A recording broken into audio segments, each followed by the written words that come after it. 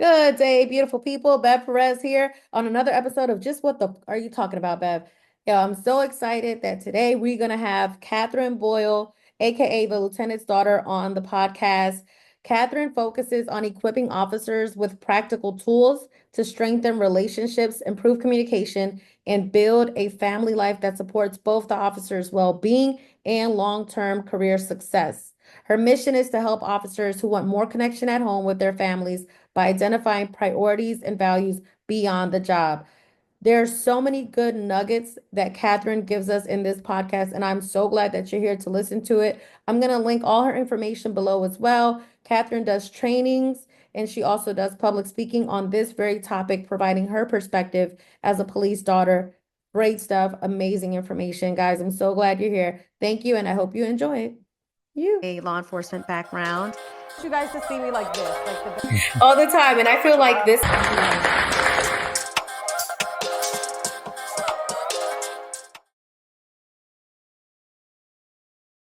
Good day, beautiful people. I am here with Catherine Boyle, aka the Lieutenant's daughter. She is also the founder of Beyond the Uniform, where she helps officers connect with their children. So it's building that bridge between cop, parent, and child.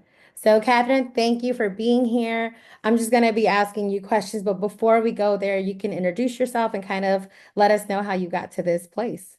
Yeah, I'm so honored to be here. I'm so excited to be chatting with you. So thank you so much for the opportunity. As you mentioned, my name is Catherine Boyle. I'm also known as the lieutenant's daughter, the LT's daughter. My dad was lieutenant of Special Victims Unit for most of my life. He was a cop for almost 30 years in Philadelphia. All of my uncles, so his brothers, and then my mom and all of her sisters married cops. And then, of course, several of my cousins followed in their parents' footsteps. So I've always kind of been surrounded by cops. Um, Never gave it a second thought. It was just part of, my lifestyle and my upbringing. And my parents were really good about normalizing some of the unique aspects of our childhood and our lifestyles, which we'll probably talk a little bit more about later. Um, but yeah, fast forward several years. I went to college in New York City. I got my degree in fashion, worked in fashion for almost 15 years in New York. And it wasn't until I was very much an adult having my own, career in life that I started realizing that not everybody saw police the way I did. I would see them and I viewed them as someone's uncle or someone's father, someone's brother. And it was a reality check for me that not everybody did that. And so, I started out on this journey to kind of support police as a civilian who saw them for who they are beyond the uniform, outside of the uniform. And I wanted to support them. And so here I am. Through a lot of conversations and interviews and all of the things, I started to realize that one thing that we're not talking about enough is their relationship with their children, their young children, and then that grows into, a rough relationship with their adult children. And so I want to mitigate that and start raising awareness around that conversation and around some of those challenges and hopefully change it. It's so important. Like your voice is so important. I can't tell you how many times I've heard conversations from, my peers when I was on, and they would just not have that relationship with their kids. And it'll be years, and they're like, yeah, my kid's like a teenager now in high school, but they just won't talk to me. Yeah, You exactly. know, and I think it's so refreshing that your experience was the opposite. So you mentioned that you realized not everybody viewed law enforcement the way you did. What was that conversation or that pivotal moment where you were like, wait a minute. So yeah, wait, y'all don't like cops? Wait, like when did that happen? So, yeah, it was definitely a reality slap. I never knew about like ACAB. I didn't know like the term pig. I was oblivious. And now like looking back, I'm like, I was so dumb. I was so blind. Like I'll watch old movies and it's in there and I'm like, this shit all went over my head. But for me, it was during the riots. So again, I was in New York City during 2020, and I had a lot of friends, not a lot, but I had some friends who were participating in the riots. And beyond that, they were actually contacting me to get my thoughts and my perspective and defend myself and to question my morality and and it was really interesting to me because they knew, I come from a police family. They knew that my dad was a cop. And their questions were like, how could you possibly support these people? And I'm like, Mm. it's not that simple. Like, what do you mean? What are you talking about? And so I remember vividly one night, and I talk about this when I do my presentations because it was just so shocking to me. This guy, he was one of my dearest friends, and he went to the riots religiously all the time, every day, every night. There was a curfew in place during this time, obviously, for their safety. And he was out past curfew. It was probably like an hour after curfew, and a cop was telling him and his buddy that they needed to go home. And instead of going home, they were challenging the cop and recording him. Oh. And so then he sent me the recording and in it and he's like, why is he treating us this way? Why is he talking to us like this? Like asking me to like answer for this cop that I don't know from Adam, asking me to like defend him in some capacity. It was so bizarre. But I watched the video and the cop isn't being mean in any way. He's not using foul language, but he is being stern and he is saying like, guys, go home. And my response was like, um, what do you expect from him? You're breaking the rule right now. You're not supposed to be out. You get to go home. This guy's probably been on his feet for the past 72 hours and would give anything to go home. And you're refusing. You're giving him a hard time about going home to your home. Like I just couldn't, the dots were not connecting in my brain. And so that was kind of like my introduction to the idea that people don't like cops, and it just kind of spiraled from there, social media and all of the things, and that's when I kind of started to pick up on other cues, like I mentioned ACAB and the term pig and like all of these things that have been around for decades. But again, I was just none the wiser. You know what? It's that also happened to me as well, where, I would have friends, aka friends, if you will, Mhm. that would send videos of stuff when they were out there. And I'm like, don't leave me alone. Because you don't want to, that's just a road you don't want to take with me. And always when people come up to me and want to ask me, like, oh, why would this police officer, this and that? And I always look at them and my response is, where did you serve? How many years did you do? And they Mhm. look at me like, what? Like, where did you, like, how many years did you do? They're like, Mhm. I'm not a cop. Exactly. So until you go Yeah. swear on oath and everything and get that badge and get that gun and go do a shift, Mhm. even if you do it for just a week, then talk Yeah. to me. Then we'll talk. Yeah, and it would have been one thing if he was like genuinely curious and like trying to understand, how do cops operate? Like what could be going on? But he that wasn't his angle at all, and he made it very clear that that was not his angle because I did have those more fruitful conversations with other friends. But in this particular, situation, he was just trying to prove his point that this cop was somehow in the wrong by doing his job. Yeah, definitely. Definitely. And now, as it pertains to being a daughter, where did you realize that, wow, the relationship between children and their police officer parent isn't like how mine was? When did you notice that? Yeah, so during the riots, during this time, I was having a really hard time sleeping at night because I was deeply affected by these riots. I mean, aside from like my friends participating, obviously my social media was inundated. And it was just really hard on me because for me, like I mentioned, my whole life, I've always like had an affinity for them because they symbolized a father figure or an uncle or a cousin, like I said. And so it was really tough trying to understand. I remember seeing a photo of a cop that had been they had thrown pig's blood on him. And I think that photo may have gone viral at the time. And he was just there and he had to continue his shift. Yeah. And I was just like, how in God's great earth are these people supposed to go home tonight if they can? How are they supposed to go home in a couple of days? Because they were like sleeping at the stations at the time and just pick up like nothing ever happened or put their kid to bed or read them a bedtime story. Like it just was not making sense to me, like that these people could be living alongside us doing this.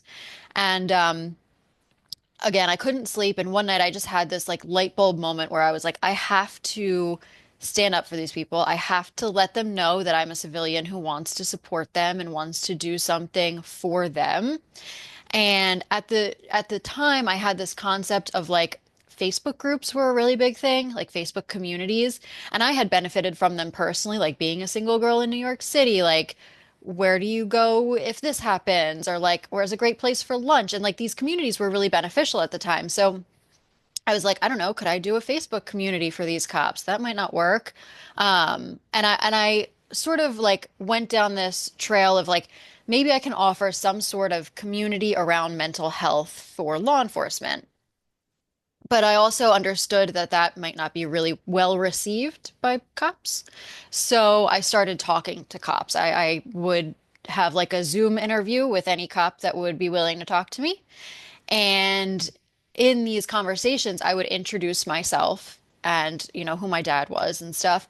And these conversations took a hard left turn that I was not expecting. And they were like, I didn't even like get to, give my spiel or ask my questions because they'd be like, wow, my kids don't even talk to me. And this is what you want? My kids would never talk about me the way you just talked about your dad. And to me, I just introduced my dad. Like it wasn't a big thing. But to them, it was huge. And they were having these revelations on this call with me. Some of them were getting emotional, crying. Like I was like, this is not okay. How is this a thing? And so I sort of pivoted and made my conversations a little bit more around this topic. And that's when I really realized like this is a missing piece of the puzzle that we have to address. And that's how I ended up sort of focusing on the kids and their relationship. Wow. Wow. And you mentioned the way you talk about your dad. Yeah, It, yeah. it was just an introduction, right? You're Yeah. just Hmm. so if I was to ask you about your dad, like what would you say? Maybe he's retired now, right? Yeah, so he is retired. He's been retired for about 15 years. And he is the best. I mean, he's just a unicorn of a cop. Mhm. He is the greatest dad ever. I mean, he was always there for us. He's the most compassionate person I've ever met. When it comes to who he was as a police officer and as a leader in policing, he was a mentor like you would not believe. I mean, he became a cop when he was 31. So he had a lot of life experience under his belt. He had a college degree under his belt. Like he went into it from a different place of maturity than a lot of other cops. And I think he kind of recognized that because he really was kind of a father figure to some of the younger cops and they looked up to him. And he was, I actually interviewed a cop who used to work for him recently, Mhm. and he described him as, I forget verbatim, but he described him as like the peace among the chaos. So like everyone knew that if they were stressed out about a case or they were stressed out about work in general or family or whatever it was, they knew that they could go to my dad, their supervisor, and talk to him and he would help them like lay it out, lay everything out, like let's see how we can, come at this, what we can, address, how to best address what's going on and make it make sense and not, take over your mindset and your emotional well-being at this time. And he was like that with us too. Both of our parents, we could really go to them if we had a problem and they would help us figure it out and they would help us, they wouldn't solve it for us, but they were really good about, you know, peeling back the layers and helping us problem solve. And they were really great about just making home and our whole way of life sort of safe. Um, and yeah, I mean, I could not have asked for better parents, better upbringing. And it's funny because even when I was like back when I was a kid, we watched a lot of black and white TV. And when I was a kid, before any of this was ever a thing, before I gave the fact that he's in law enforcement a second thought, I always described our upbringing as very beaver cleaver. And I used to say, like, if I ever have kids, I I actually used to say I will not have kids unless I know that I can raise them exactly the way my parents raised us. Mm, So, yeah. that's so sweet. And then, so when, because your dad was 31, you said when he Mhm. joined? I Yeah. feel like that's so important, the age that he joined in because of his, just experience and maturity. Yeah. So, as here you are, he's 31. How old were you when he joined? I wasn't born yet. Oh, So my parents were like, I don't know, they were very ahead of their time because they're baby boomers, but they waited to get married, they waited to have kids. Um, my dad was 40 when my little brother was born. So like they really did take their time. And I swear to God, they like did it right, in my opinion, the way I would want to do it. They lived their lives as human beings, as people on the planet. They did the things that they wanted to do. And then when they were ready, they brought kids into the world. And then that was, their focus. They were able to really pour into their kids because they had done the things that they wanted to do. And now it's the next chapter of like, we're going to do things as a family of five. Um, and so again, like, I think that that played a role in all of it too. But he became a cop because he needed a job. okay. Okay. Yeah. And so how old were you when you realized, okay, my dad does this thing, like he's, wearing a gun and a badge and protecting? Like when did you recognize and put the pieces that he's a cop?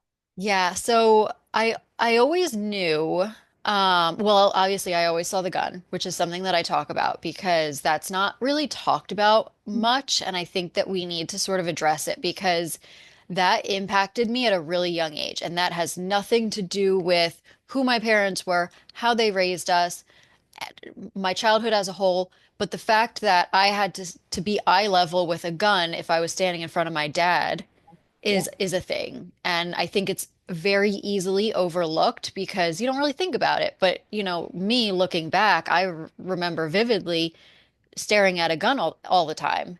And so I do remember that, but I never like put the pieces together. I knew that he would go to court a lot. But again, to me, I'm like, is he going to go hang out with Judge Judy? Like, I don't understand. And then But I do want to ask, what was your feeling towards having that holster right eye level? Like, what did that do to you? Was it a bad, good, and different experience or? I think it was fairly indifferent, but also I think it makes us grow up a little bit faster because we have to actually understand, the weight of that. Yeah. We have to understand that's something we don't touch. We don't know where it goes once it's not on his hip. Like, and I think that that can be kind of confusing for kids. And again, it sort of forces you to grow up in that aspect. And I will say, like, when I was really young, I've told this story before, but when I was really young, I was at the doctor's office with my mom, pediatrician, whatever, checkup. And the woman was asking her like little questions to make sure that like my home was safe and I was being taken care of and everything. And one of the questions was, is there a gun in the house? Right. And I remember I froze because I didn't know what to say because obviously there was a gun in the house, but I didn't want to get my parents in trouble because Right. like there's a gun in the house. Right. And I mean, obviously my mom was right there and when she saw me, freeze, she stepped in and she was like, yes, we have a gun in the house. My husband's a cop. It's locked up all the time, et cetera, et cetera. But then a conversation ensued between them because the woman, I don't know what her job was, but the doctor office lady was like, can he not keep it in the house? Can he just like lock it in his car or something? Like it shouldn't be around the kids. And my mom was like, no, he can't leave his gun in the car. I mean, then there's someone's gonna steal the car and like then they've got a gun. Like she was like, there's a slew of reasons. No, the answer is no. But like that became a thing. And like to this day, I remember that conversation that was would have otherwise been very no nothingness. Um, so yeah, it's definitely a topic that I think, again, it was pretty indifferent for me, but still impactful, if that makes sense. I agree. Like now that I think about it, because I never thought about this stuff, but I think about it, I wonder if there should be like maybe some kind of like a little cartoon book or something that breaks down Hmm. the holster and the vest and Yeah. everything that we have to put on and why we put it on and when it is to be used and how to be used. And Yeah. also how the children need to stay away from all that, Yeah. stuff Yeah. while in the house. Like age appropriate gun safety. Correct. I think that's a really good point. So here you are, you're kind of growing up with this, dad's going to court, he has a gun, he's a cop. Did you, well, let me ask you this. What things do you think your dad did to always remain present throughout your years? What are like some of the little things he did that maybe some of our listeners can be like, I'm a dad, I have a newborn and I want to make sure I'm always involved. Like I want my daughter to talk about me the way Catherine talks about LT. What tips do you think or what things were like stuck out? Yeah. So we were always first. I mean, again, he became a cop at 31 because he needed a job. So he went into it with this mindset that he was a husband and a father who worked a job in law enforcement. And that really showed through. I mean, obviously, there were times when the job called, the job had to take priority, like holidays, things like that. But he was really mindful about not taking on extra overtime once he had kids. Once the kids were in the house, he did not take on overtime unless it was required for a case that he was working on, or it was like agreed upon between him and my mom for X, Y, and Z reason, like purpose. They knew where the funds were going to go. So they were really, really intentional about that kind of stuff. And in general, I think intentionality is the bottom line with both of them because he would also spend intentional time with us, even if it was like 5 minutes here or 5 minutes there. It really added up and created these core memories that I still look back on to this day. And again, I've always looked back on them fondly, but I never thought about them as anything other than nice memories that I have with my dad. Now knowing what I know about the job and about the schedule and things like that, I look back on them differently where I'm like, oh, okay, so he was doing this on purpose because he knew that he wasn't going to be able to, make it to a sporting event or because he may have missed Christmas that year or whatever it was. Like he was really good about just kind of carving out time. And I'll give a couple, tangible examples just for anyone listening. One that I remember very, very vividly and I talk about quite often is there was a period of time where his schedule changed and he was working nights. So obviously that was a shift for us. Mhm. And he sort of like made up for it by spending time with us in the morning. So when he would come home from his shift, he would wait until it was time to wake us up. He would wake us up, start to get us ready in the morning, and then he would go to sleep. And so that gave my mom a little extra time for herself to sleep or to get ready or whatever she wanted to do. And it gave us like 5 or 10 minutes with him in the morning we otherwise would not have gotten because then he'd be, on his way to work when we got home from school. So that was really impactful for me, because it's just a special time to look back on. And we even joke because my mom was always like very gentle when she would wake us up in the morning. And then we talk about those times when my dad would come around and he was a little less than gentle. He was a little bit louder. But another one is So one night, my dad brought us home a bunny rabbit from work.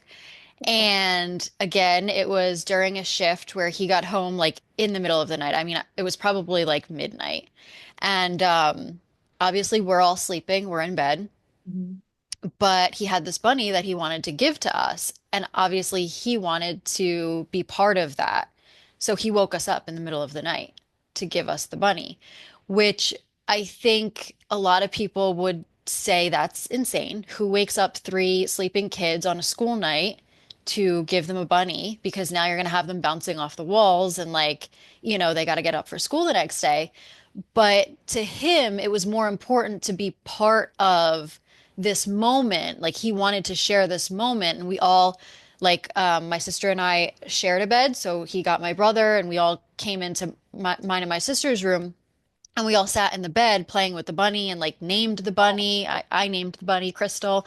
And it was just like a moment, and he was able to be a part of it. And then, I guess they had to deal with whatever fallout came from that, putting us back to bed or what have you. But it was important to him that this one night, maybe they disrupt our sleep a little bit, they disrupt our schedule a little bit because we're going to make a moment out of it. And that's what it became. I mean, we all still talk about that night to this day. It's like it's a core memory, and Hmm. it's like, okay, it's one time. Like, it's one time, and in the grand scheme of things, now here we are as adults, and you remember that core memory and that moment with, Bunny Crystal and your siblings. And I think it's the sweetest thing. So I Hmm. think those are amazing tips. And then I really like the one about coming off the midnight shift. Hmm. Because it's like you don't skip a beat. The Yeah. kids sleep. So by the time you get off the midnight shift, if you just stay up a little bit longer, and I know it's exhausting and it's hard, but it's something that is so important to children, out Yeah. there that become adults, because all you guys know is you woke up and dad was getting you ready for school, you Yeah. know, versus waking up and it's mom, and then getting home and it's mom, and doing it again and not seeing dad, or vice versa. So Yeah. I think those are really, really important tools. And the fact that he just knew to just do that, like you said, he put family first. And I think that that's something that unfortunately a lot of law enforcement, we just get caught up in the profession that it's not intentional, maybe. It just so happens like we don't put family first. We don't prioritize what prioritizes us. Yeah, and I mean, there's a few things too, because when you are coming off that night shift, all you want to do is go to sleep. Like he really did sacrifice and give himself some sense of delayed gratification in those moments. But I mean, for one thing, it gave him peaceful time with himself before he had to get us up. He's in a quiet house, and then he gets us up and he has that time with us, and then he can, go to sleep. And I just think that that's a really important thing to mention is this concept of delayed gratification in some instances, because if you don't think about these things, if you don't take the opportunity to step back and find opportunities in these moments, you're never gonna do it. And so just to mention that. And then the other thing is I really think the age piece is so important because, I agree. to your point, like most of these guys and girls don't have kids when they get into the job. So then, and my dad didn't either, but again, like he had a little bit more life experience. If you're getting into the job at 21, 22 years old, your brain's not fully developed. You don't know what the heck you want in life. Like you don't know what's going on half the time. Like you don't understand some of the consequences or repercussions that are coming at you. You really have no sense of, scope of what it means to have kids in a family. Like there's just so much other stuff going on when you're that young, getting into such a serious, time consuming, personality consuming job that you don't think about any of these things. And then you kind of establish who you are along the way, but with this job on your back. So I like it's literally, part of it. I literally talk about this all the time. If I could change throughout the entire US the age that Mhm. is required to be a sworn police officer, I would. I mean, they're hiring them as early as 19 in some places because of recruitment and retention rates and how low they are. I don't I don't care about your recruitment and retention rates. That 19-year-old, that 21-year-old is not ready. It just is what it is. And I was 22 when I came on, and I always talk about this. I would like the minimum age to be 27, 25, Mm. where the brain is So redeveloped. The decision-making part is there. I I know, need yeah. that. I I, t agree. I talk about this too, and like sometimes I spoke to a gentleman named Jared Hardy a couple of weeks ago on my podcast because he trains cops now, and he was young when he became a cop. But he went into it with a different mentality. Even though he was young, he and his wife like had a conversation. I mean, he's like 22 and he's having this conversation with his would-be wife, like, I'm going to do this many years in the department and then I'm done. And then we're going to move on to the next phase of our life. And, again, he was like 22, but that's not common for a 22-year-old. So, so I brought it up with him because it's an interesting conversation, I think, because it's like it doesn't make any sense to have these people becoming cops so young, but Yeah. at the same time, it's like in some ways it is kind of like a young person's job. Like there is a lot of like physicality in it, and you want to get people when they're young and fit, but it's like, is it possible to have a world where you you start people at 26 years old? I don't know. I think that's actually for me because Yeah, yeah. I think yes. I Hmm. think it has to be just, not even the physical development, it's the brain development of it all Hmm. and Hmm. the things that we see. Yeah. I wasn't prepared to see some of that stuff or do some of the things. And here I am, 22 years old, knocking on like these people's door, domestic violence, and they're grown. Who am I to tell them how Mhm. to deal with their marriage? Like, I've never been married. I Yeah. feel like there does needs to be an age. And I mean, your dad is like you said, that your parents were just ahead of their time because he's Mhm. such a great example of what that was. And he made it all the way up to the rank of LT. And still throughout those years, you felt the presence of dad. You have a relationship with dad. And there might be some listeners that, moms or dad listeners that don't have that relationship with their daughter and with their sons. And especially now with social media and so many things pulling young people in different directions, it's so important the work that you're doing. So I think the age thing matters. I think it all plays a role, honestly. It just Yeah. So two things on that. He made it all the way to LT and he intentionally stopped at LT. nice. That's a good He position to be at, man. he always said that it was the best one, but he never wanted to go further because it would take him away from us too much. Wow. So again, like it's just crazy when I think about all of the things that he did in his career and my parents did in our Focus on lives, where it's home. like everything comes back to us. Like when they first had my older sister, my mom's plan was to go back to work, Mhm. be a working mom. But when she had my sister, she was like, I'm never leaving this baby. So that changed, and she decided she was going to be a stay-at-home mom, Mhm. which meant the financial burden was going to be on my dad. But again, going back to what I said earlier, he was not big into unnecessary overtime. So they together made this decision that she was going to be a stay-at-home mom.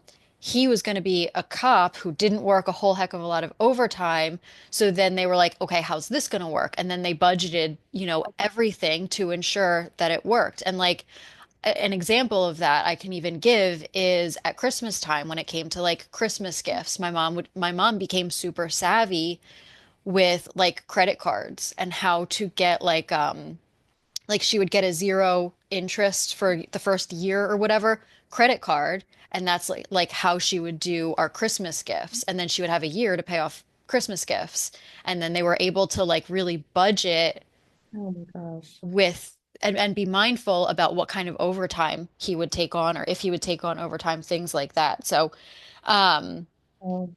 it's just crazy how like But it's everything was so intentional. And it's like living within your means, which Yeah. is another thing that I see that a Mm, lot of, law enforcement officers they struggle with is the financial stress. Yeah. So it's like this vicious cycle of, well, I have to work part-time and overtime for my stay-at-home partner because how else are we going to afford the house? How else are we going to afford the car? How else are we going to afford that vacation that we do? And my thing is, if you want to live within your means, that means that you might have to move into a smaller place Yeah. or into your basement, your parents' basement for a while you save up or get rid of one of the cars. And it's like your parents even budgeted, they even did the financial steps to make sure home was home. Home was always first.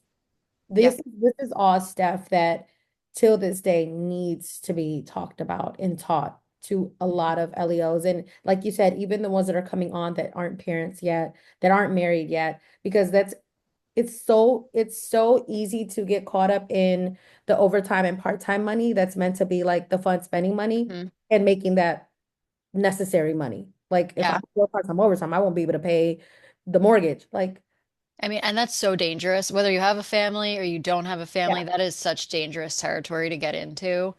And I've told this a couple times too. I'm like giving you all my stories, but this one's too funny not to share, especially because you just gave the that house analogy.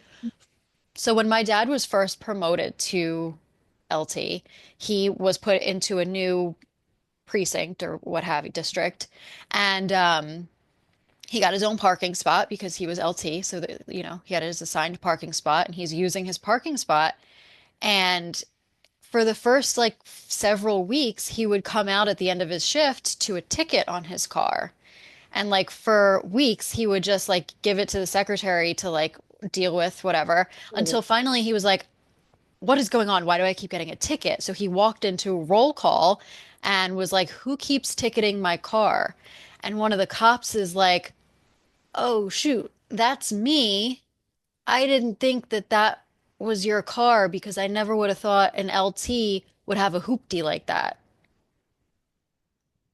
because my dad always Yeah. drove an old car. Oh, because he knows that he has to live within his means, and a Yeah. new car means new car, no new Mhm. insurance, new all this, and it's not necessary. Mhm. It's Yeah, so because I mean, at the time he drove my mom's old car that she had when she was like single.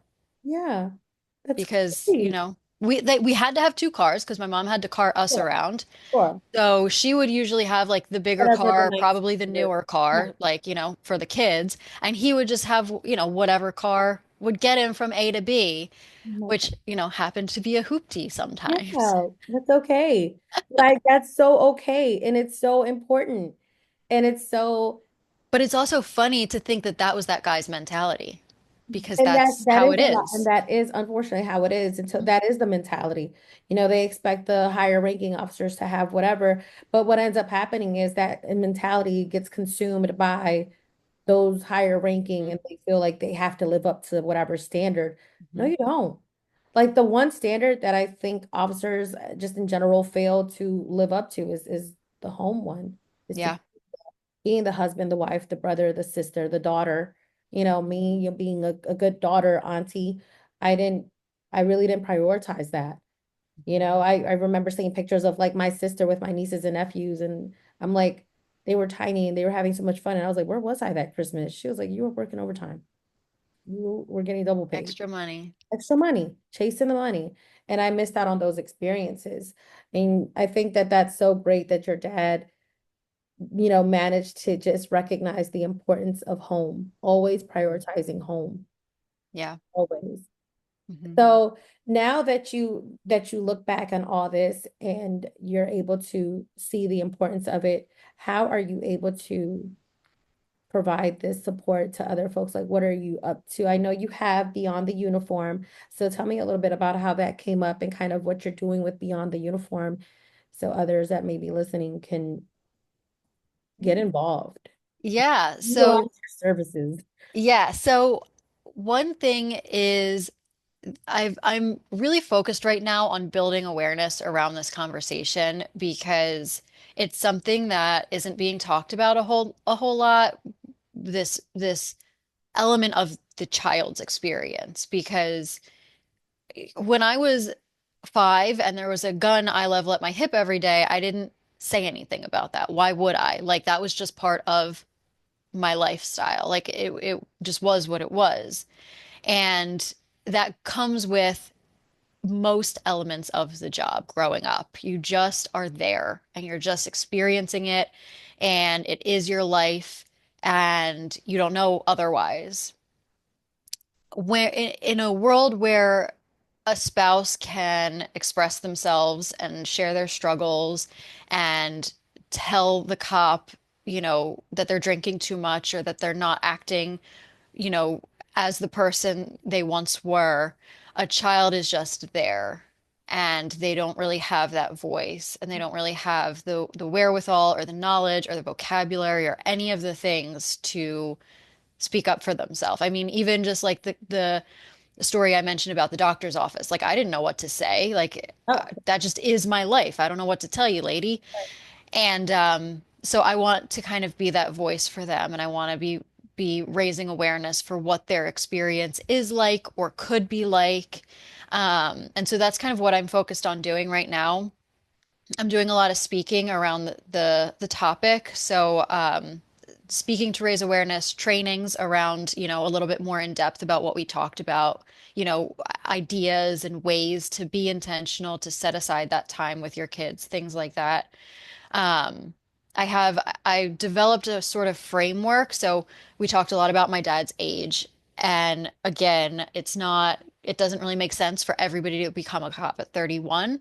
So I kind of laid out everything that it meant to become a cop at 31, like what came with that, the life experience, the education, the value, the personal values, the principles, like all of this stuff. I kind of laid it all out, what came along with becoming a cop at 31 for my dad, and reverse engineered it to kind of establish again this like framework that people could follow even if they're not 31, or even if they don't have that sort of lived experience. How could they sort of learn from my dad's lived experience, my lived experience, things like that.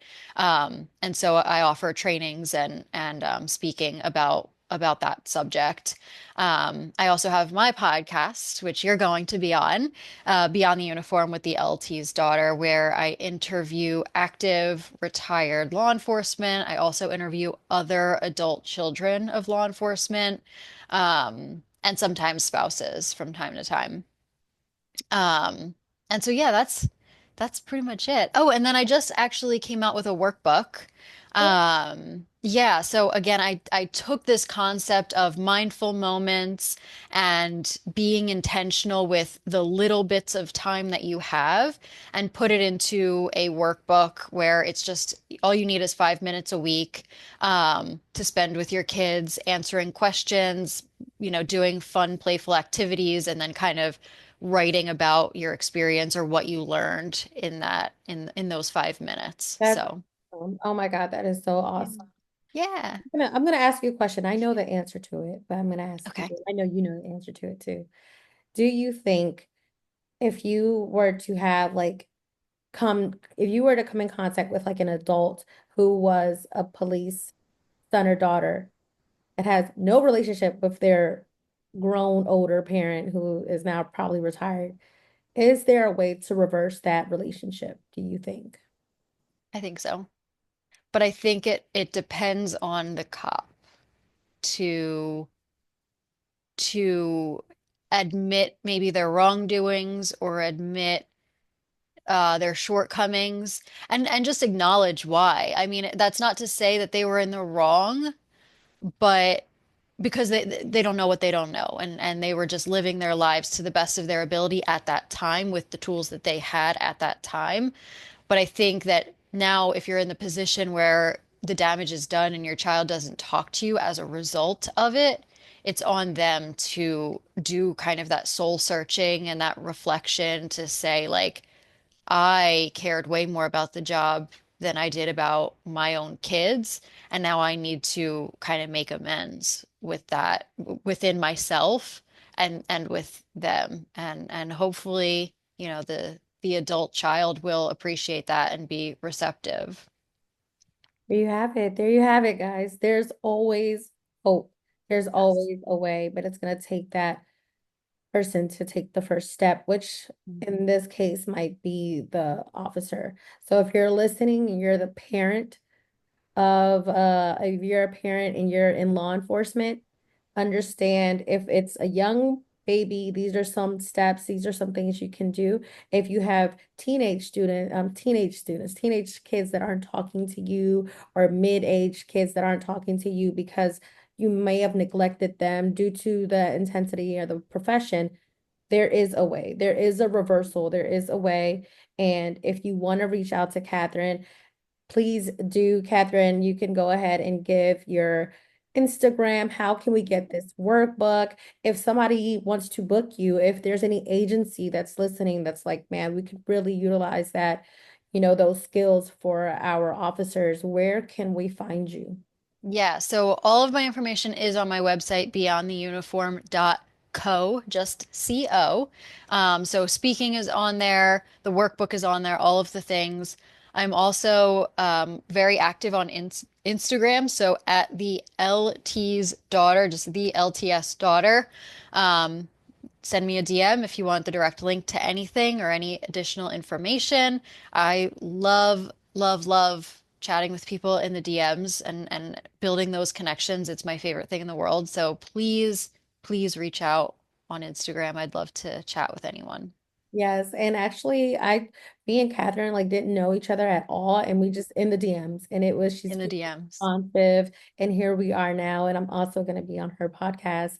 I also want to just give you this time to anything you want to say to any listeners out there, whether you can give a message to some of the children, if there's some children of law enforcement that are listening that might be older, mid-age, or whomever, or to the officers that are parents or soon to be parents.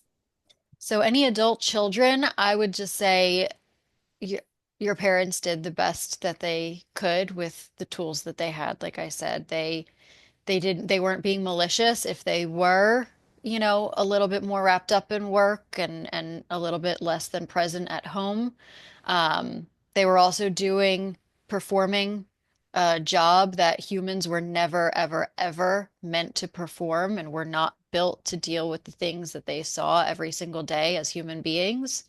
So I always just encourage grace for them and for their experiences because it's an intense job and there's no rule book at all, especially when it comes to this side of things, when it comes to the family and the kids and the impact that it has on us. So that's what I would say to them.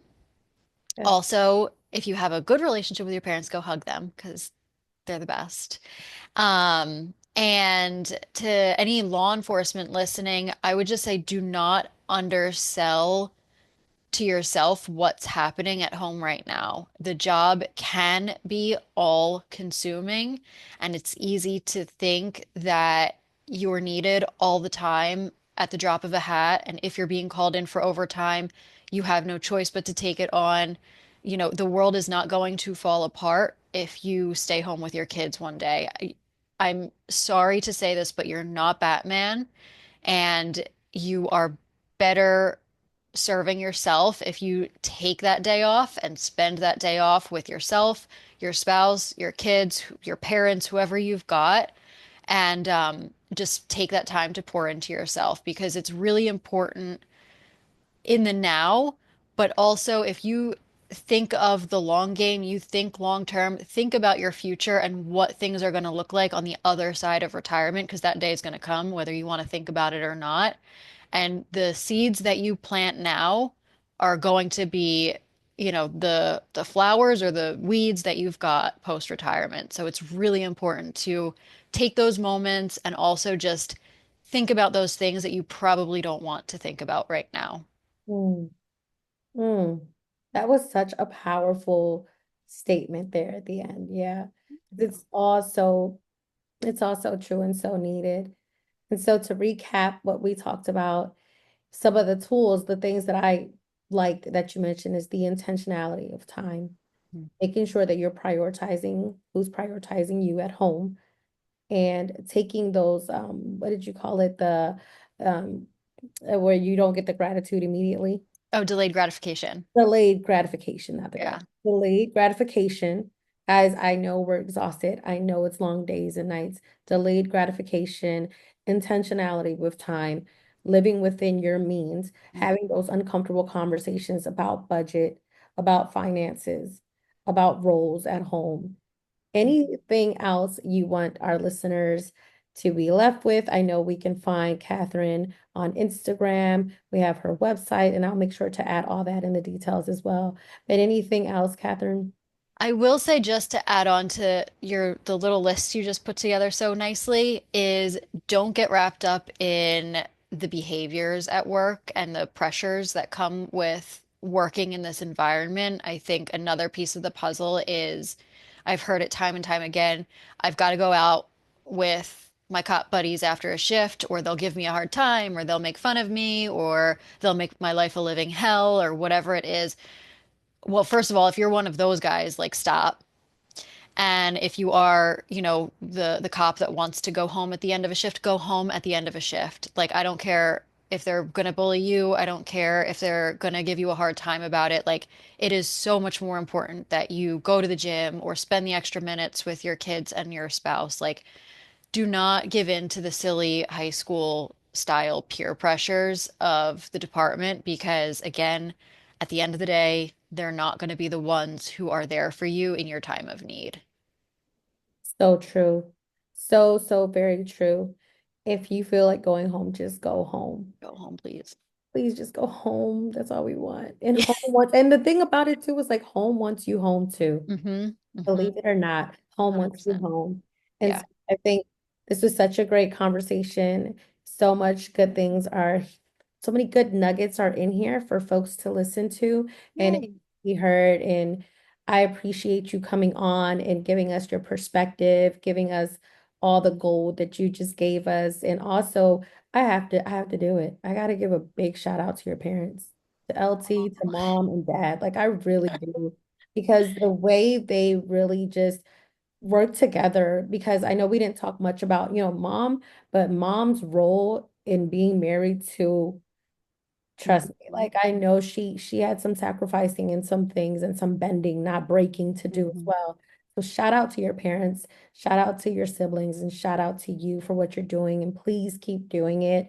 We'll have more conversations, I hope, as we go. And please reach out to Catherine, guys, if you're listening. Um, she's coming from both perspectives, and I think it's just such needed information. So thank you for all the gold nuggets. Thank you for taking this time and being with me. Thank you. It was my honor. Thank you. Well, thank you guys. You know how to reach us, and we'll see you guys later. Bye.